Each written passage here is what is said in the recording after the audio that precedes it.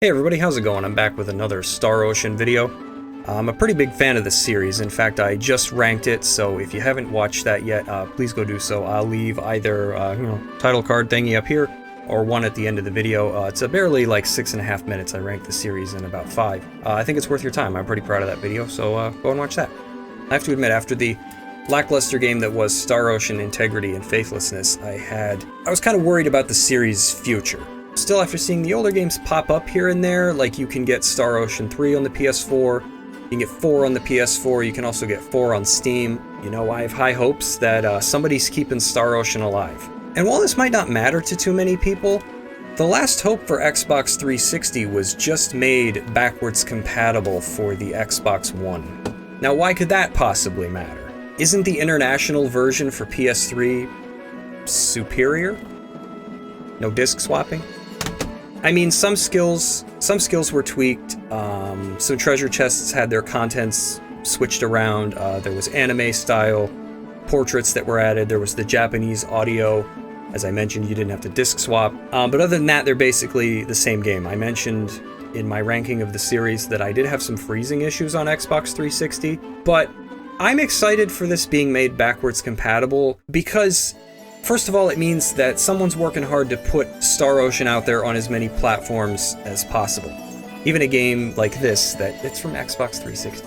And it also matters to me because I'm really hoping that my save data is in cloud storage because most of my Steam went towards the Xbox 360 version of The Last Hope. I didn't play the PS3 version as much because I sunk so many flippin' hours into the Xbox 360 one. So if my save data still exists, I might boot that sucker up and actually try to finish the game. I had like 90% of the battle trophies at least. Anyways, Star Ocean First Departure R is now the next game in the series to come out. It's simultaneously a new game and not a new game.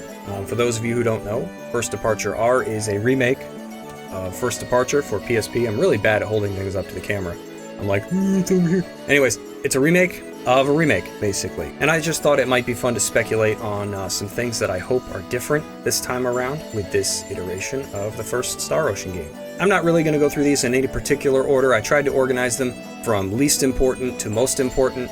The last one is kind of most important, but the other ones are just kind of all generally things that I want. So this, with the exception of the last one, best for last, these won't really be in any particular order. So for number one, my number one thing I hope that's in First Departure R is I hope that the game gets more of just a simple resolution boost. Don't get me wrong, even if that's all that it is, it will be nice to play a game that's optimized for PS4 or Switch if you have one. I don't. You play it on a big screen instead of a tiny little PSP screen. I don't have my PSP here, but the PSP screen is like, it's tiny. I do hope that the game, gets just more than that resolution boost. I hope it has a more graphical style of its own instead of so closely resembling Star Ocean 2. I love Star Ocean 2, don't get me wrong, but the reason it bothers me is because Star Ocean 1, Star Ocean First Departure just feels like a watered down version of Star Ocean 2. And I do kind of have high hopes that it won't just be a resolution boost because no gameplay has been shown, we just have that one image. Number 2, it would be nice to see more dialogue added. Now I understand that that's kind of tough because you might have to redo dialogue, you might have to get new voice actors altogether. First Departure, in my opinion, I feel like it kind of struggled with an organic feeling in its dialogue. Personally, and I know I'm probably alone on this, I would rather have a game without voice acting at all if it meant for a meaty story and lots of character growth like you had in Star Ocean 2 where you had to read everything. I like First Departure, but I feel like it was crippled by its voice acting because I felt like they had to, I don't know if it was like a storage worry that they had on a listen to me, PSP UMD, but I felt like it just kind of got right to it and it only said what they needed to say and nothing more. It was too matter of fact. There we go. 3. The character portraits are ugly in First Departure. They have a very like watercolory or colored pencil kind of look. They're too light, they're too fluffy, they rely on too simple of colors like pink and light blue, and normally graphics and art style never bothers me. But I feel like this one's kind of like off on its own in the Star Ocean series. I feel like the series mostly has like a look. Even the first one had a look, and this one's just kind of like off to the side. Now you can see from the image we've gotten of First Departure R that the characters do look a little different, especially Millie and Dorn. You could make the argument that Roddick looks about the same, but his hair is definitely not as light, and like I said, Million Dorn look very different. And this point is kind of along the same vein of The Last Hope for Xbox 360. That had like CG character portraits, and a lot of people didn't like that, so they added in the anime ones in the international version. 4. Any extra content of any kind, you could throw in an extra boss, or 2, or 3. An extra dungeon would be nice, but I feel like this would make First Departure R awesome. Put battle trophies in it.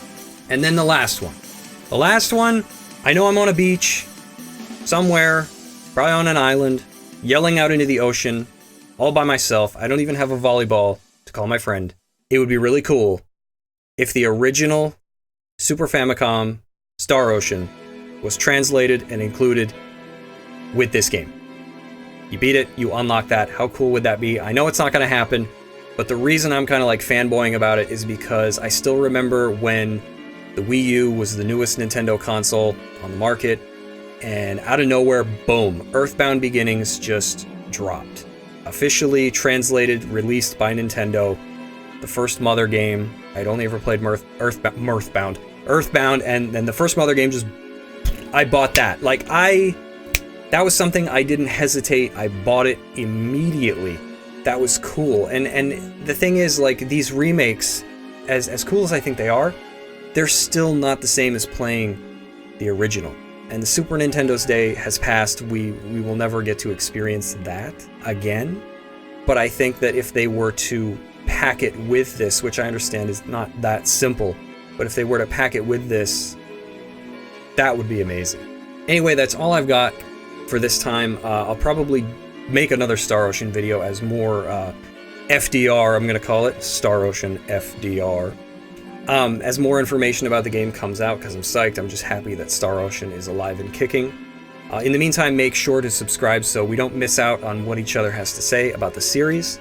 Leave a comment letting me know what you're most excited about this reveal about Star Ocean FDR. And are you excited that The Last Hope has been made backwards compatible for your Xbox One? Don't forget to share this video with fellow Star Ocean fans. And thank you so much for taking the time out of your busy day to watch.